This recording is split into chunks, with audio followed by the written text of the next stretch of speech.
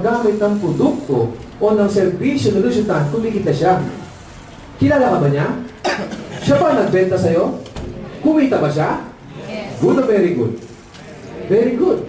Ang maganda, yung ginagawa ng lusyutan, yun ang ginagawa natin. Anong pangalan mo?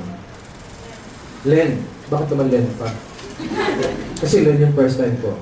Naka-holding hands.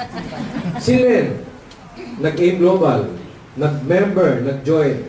Kapag si Len, inimbitahan si? Kapag si Len, inimbitahan si Melanie, kumita ba si Len? Yes. Si Melanie, inimbitahan tao yun, kumita ba si Melanie? Si Len? Pag yung tao yun, inimbitahan, nagpunta Luzon, Visayas, Mindanao. Every time they use the product, they share the business. Si Len, kumita? Yes. Siya ba nagbenta? Kilala niyo yung mga tao ngayon? No. Wala sa pinagkaiba, hindi solusyonan. Siya si Len Tan. Bakit natin si Len? Yes. Hoy, mga tinatawag ko, yung mayaman yan. Okay.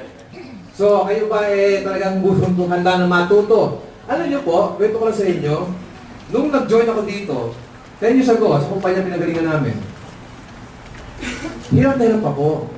At malamang yung hirap na yun, yun ang inyong dinadanas ngayon. Ano ba ang mga first requirements para magawa ang negosyo ito? Ang pag-uusapan natin, hindi galing sa libro. True experience din. Kasi yung nangyayari sa inyo ngayon, yan po ang nangyari sa akin. Ano ho yun? Ganito yan. Ang number one na dapat ninyong i-check sa inyong mga sarili, yung ating pag-uugali. Ang first requirements para kayo maging successful sa negosyo ito, kailangan maganda ang inyong attitude. Do you agree? Yes. Walang kwenta ang talino kapag masama ang iyong ugali. Yan ang sabi sa akin. Sabi sa akin ng staff ko, Sir, kung gusto niyo yumaman sa negosyong to, sipin na po gagawin niyo. Sabi ko, ano gagawin mo? Sir, kailangan lahat ng sasabihin ko, sundin niyo. Tanong, mahirap o napakahirap sa akin?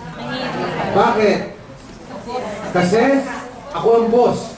Hindi ko po ako sanay na ako yung utusan. Ako yung taga-memo, taga-suspinde. Ako yung nag-uutos. At hindi ko kaya tagapin na yung staff ko, uutusan ako.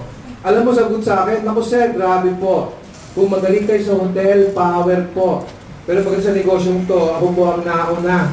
Kaya gusto yung matuto, sir, wala kayong choice. Ang tanong, gusto nyo bang maging successful sa negosyong to? Yes! Wala kang choice. Kung hindi magaling. Tama ho ba yun? Right now, from Fairview, nagpunta ako, ganun pa akong Fairview ngayon. Nagpunta ako dito para magturo. Ang iba sa inyo, nakikita ko, maganda yung kutis, maganda yung kulay, maganda yung damit, may mga bling-bling pa. Malamang iba sa inyo, maganda na buhay ngayon. Pero believe me, kung dito may mga professional, mga tao successful sa buhay nila, okay lang po yan. We respect your profession. May doktor dito, magpapagamot ako sa iyo kung may sakit ako. Kung mayroong arkitekto dito, magpapatayo ng bahay, pupuntahan kita kasi alam mo yan. Pero kaibigan, sa negosyong to, kami ang may alam, kami ang nauna, at gusto niyo matuto. Ngayon pa lang, have a good learning attitude. Kaya kayo nahirapan minsan, kapag may nagtuturo, may mga seminar, ayaw mo umattend. Kasi natatuwiran mo, naku, ayaw ko na umattend dyan. Bakit? Alam ko na yan. Ito yung mga tao, may mga acne. Alam ko na yan, attitude. Iba ang alam sa narinig. Ito yung narinig mo, pero hindi nyo pa ito alam. Kasi kung ito yung alam mo na, dapat mayaman na kayo ngayon. Ang point ko lang, magmula sa oras ito, every time may mga seminar, may mga training, galing sa head office o galing kung saan lugar, nagpunta dito, ang trabaho nilang ay makinig. Have a good learning attitude. Tama? Meron kaming alam, hindi mo alam. Meron kang alam, hindi ko alam. Totoo yun. Pero mga kaibigan, dapat kayo makinig sa mga tao may experience na. Merong isang boatman, tsaka isang profesor. Ano yung boatman? Yung bankero? Sabi ng profesor, Hey, Mr. Boatman, dalit mo nga ako sa kabilang pampang. Kabilang side. Sabi ng boatman, Yes, sir. At habang sumasagwan yung boatman, sagwan, sagwan, sagwan. Nagtanong ang profesor, "Hey, Mr. Boatman, magaling ka ba sa Ingles?" "Naku sir, hindi po. Mahina po ako dyan kasi grade 3 lang ang natapos ko." "Ah, ganun ba? So you will lose 1/4 of your life?" Sabi ng bankero, "Grabe naman to. Mahina lang ako sa Ingles, 1/4 ng buhay ko nawala na." Sagwan, sagwan, sagwan. Nagtanong ang profesor, "Mr. Boatman, magaling ka ba sa math?" "Mahina po ako dyan." "Ah, ganun ba? So you will lose another 1/4 of your life."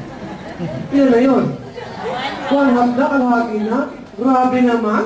Kalahati ng buhay ko nawawala na. Nagtanong ang profesor, "Mr. Boatman, magaling ka ba sa science?" "Naku, mahina po ako dyan." "Ah, ganun ba? So you will lose another 1/4 of your life." Ilan na yun? 3/4. Ilan na? 1/2 plus 1/4, 3/4. Sabi niya, konti na lang, ubos na buhay ko. At habang sumasagwan siya, kalagitnaan ng biyahe niya, ang ginawa ng boatman, itinaob ang bangka. Pagtaob na pagtaob ng bangka, ang sabi ng profesor ay ganito, "Help! Help!"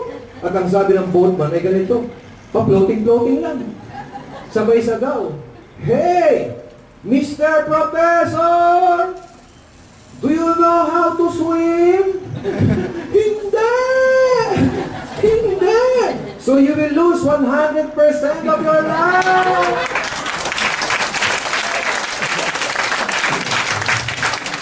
Ano ang point ko? Kung may mga galing kayo, okay lang yan. We respect that. But when it comes to our business at gusto mo itong matutunan, you have to empty your mind. Kasi ang utak na punong-puno, mahirap salinan. Ang baso kapag may laman at nagsalin ka, aapaw lang. Kailangan ang utak mo parang baso na walang alam. Para pag kami nagsalin ng knowledge, maa-absorb nyo. Kaya dito napakahirap turuan ng taong ang feeling niya, ang galing-galing niya. Hindi naman lahat. Minsan may mga salesman kami mga na-encounter. Nako! Yan ba yung seminar nyo? Yan ang pagkadali-dali pala niyan. Bigyan brochure, akong bahala dyan. Sige na, malis ka na, akong bahala. Ang yapang ko. Number 1 ini, number 1. Sa Tupperware. Iba ang sales, iba to. Tama mo ba yun? So again, we respect kung ano alam nyo. Ang sa akin lang, pag inumpisahan ang negosyong to, tanggalin ninyo lahat muna. Temporarily ang alam nyo sa sales. Kasi iba yun. Kasi number 1 dito, ang binabago ay pag-uugali natin. Si Joy at si Roger, yan sa mga kaibigan. Maganda ng buhay nila. Wala itong kumpanya ito, buhay na sila.